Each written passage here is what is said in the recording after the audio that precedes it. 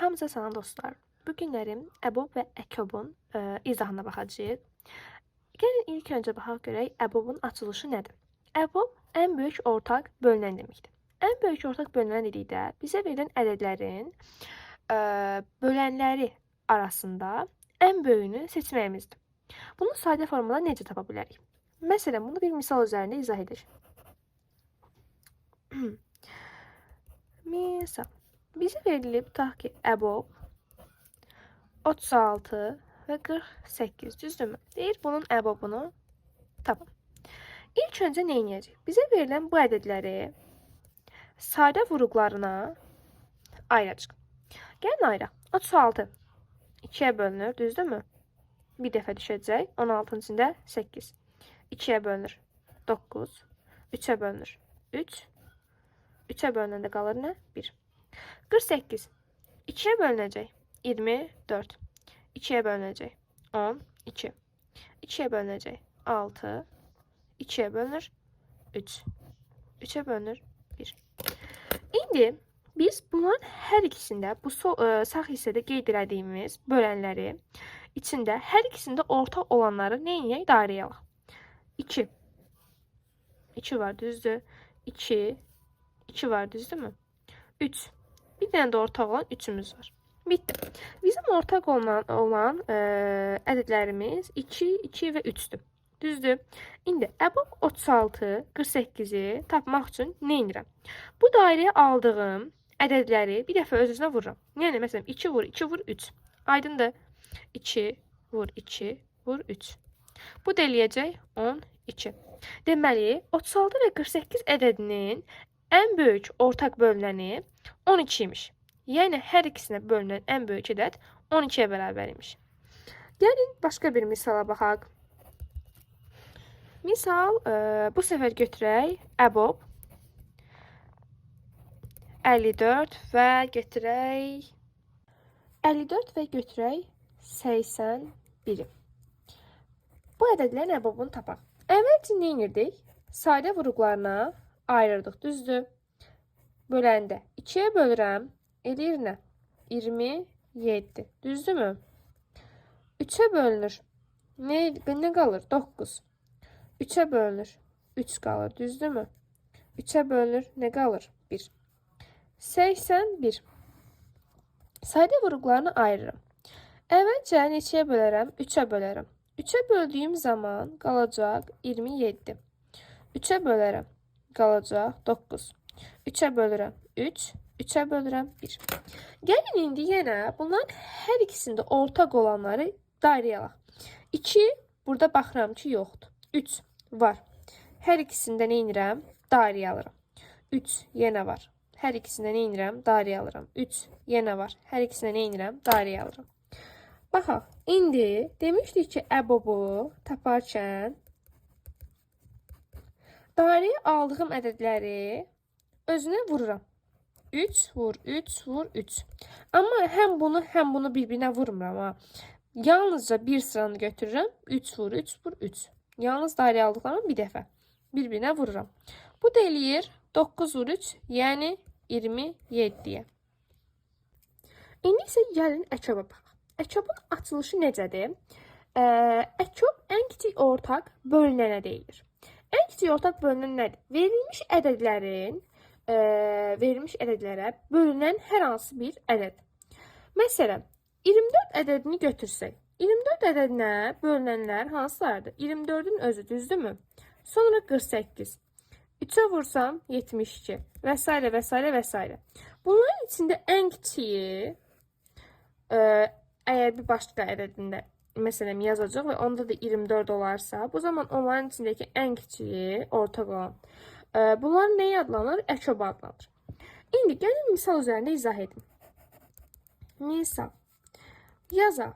Hər hansı bayaq yazdığımız ədədləri götürəyəm. Əkob yazaq 36 ilə 1-ci 48'i, düzdür? 48. Nə edəcək? Eyni ilə əbobda olduğu kimi ilk olaraq sadə vuruqlarını ayırıram. 2'yə gedir 18, 2'yə gedir 9, 3'ə gedir 3, 3'ə gedir 1. 48. Sadə vuruqlarını ayırıram. 2'yə gedir 24, 2'ye gedir 12, 2'ye gedir 6, 2'ye gedir 3, 3'e gedir 1. Ortak olanları daireye alıram.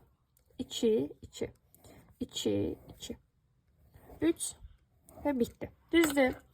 Əkobu taparkən əkop yazıram. 36, 48. Taparkən nə edirəm? Bu ədədlərin içində 36 və 48-dən baxıram, hansı ən böyükdür? 48 düzdür. 48'i ümumilikdə bura yazıram. Vurulsun. Digər ədəddə 48'ə baxmıram. Digər ədəddə dairəyə almadığım ədəd, yəni 3'dür, düzdür, dairəyə almadığım. Bu ədədə vururam. Nə edir? 24, 4 yazdım 2 yadda, 12, 2 də yadda, 144. Deməli, 36 və 48'in bölündüyü ən böyük, ən kiçik ortak bölünəni bunun 144 imiş. Düzdürmü? Tapdıq. Aydındır. İndi gəlin digər misala baxaq.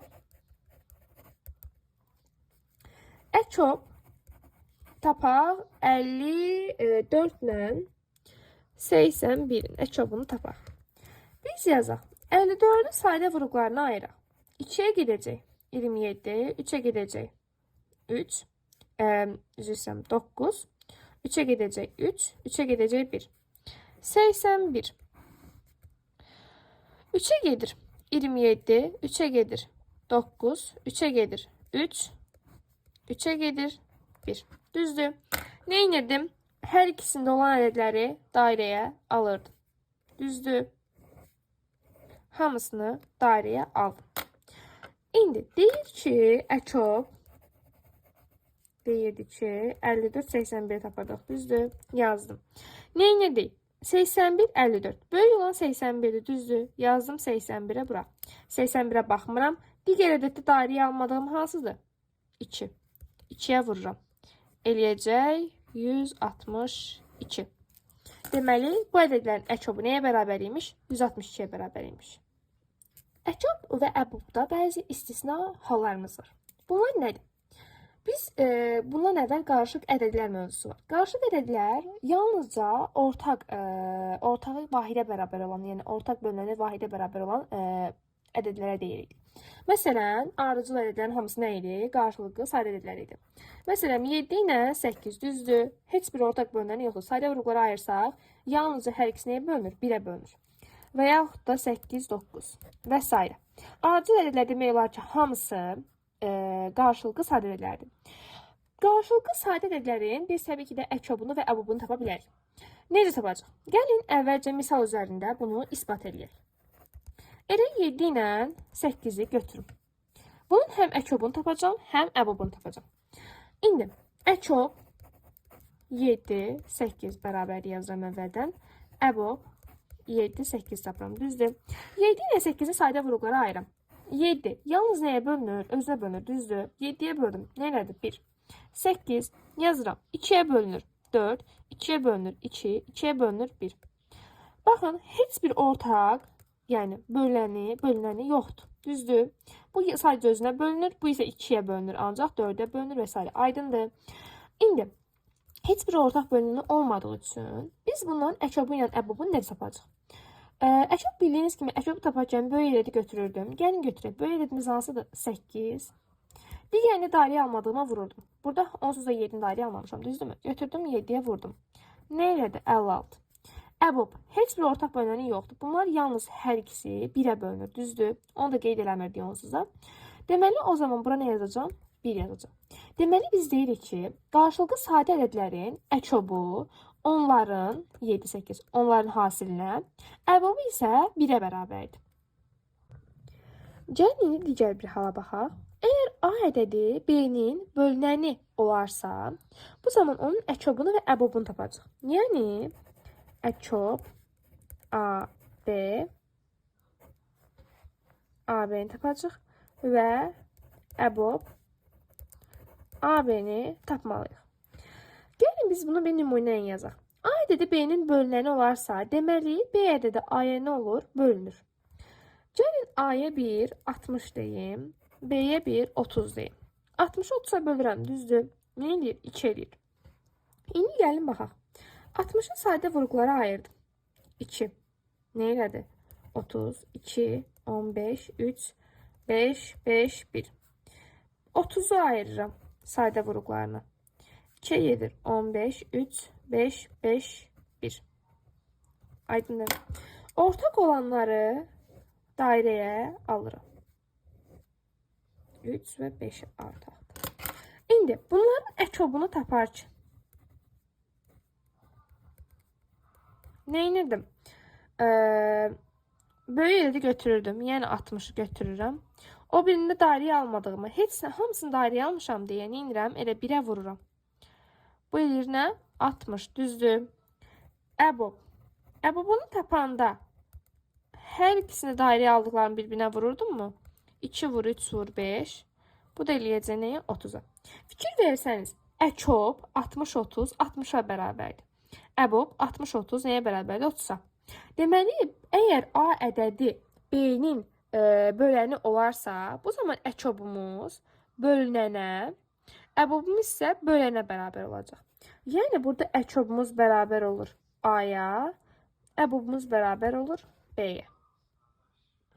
Bundan əlavə, EKOB və EBOB bölməsində ortaq olmayan sayda vuruqların hasil anlayışı var. Biz ortaq olmayan sayda vuruqların hasilini bir S kimi qeyd edirik. Və yazırıq ki, S bərabərdir EKOB AB bölünsün nəyə? EBOB AB-yə. Düzdürmü? Gəlin bunu daha sayda formada yazaq. Bunun məxərci normalda 1'dir. Tənasüb əsasını qeyd çarpaz vursam, 1'i EKOB AB-yə vuracam. O eləyəcək nə? EKOB AB. Düzdürmü? Bərabərdir. S vurulsun EBOB AB. Bundan başqa EKOB AB ilə EBOB AB-nin kvadratının düsturu var. EKOB AB-nin kvadratının düsturu bərabər eləyəcək. A vur B vur S-yə. Bunu əlavə olaraq da yaza bilərəm. EKOB AB-ni tapa bilərəm buradan. A vurulsun B vurulsun S. Amma kök altında. Aydındır. Bir də EBOB AB-nin kvadratının düsturu var. Bu da bərabər olacaq. A vurulsun B bölünsün S-yə. Buradan EBOB AB-ni tapa bilərəm. Kök altında A vurulsun B bölünsün S-yə. EBOB və EKOB anlayışı bu qədər. Hər hansı bir sualınız varsa yorumlarda qeyd edə bilərsiniz.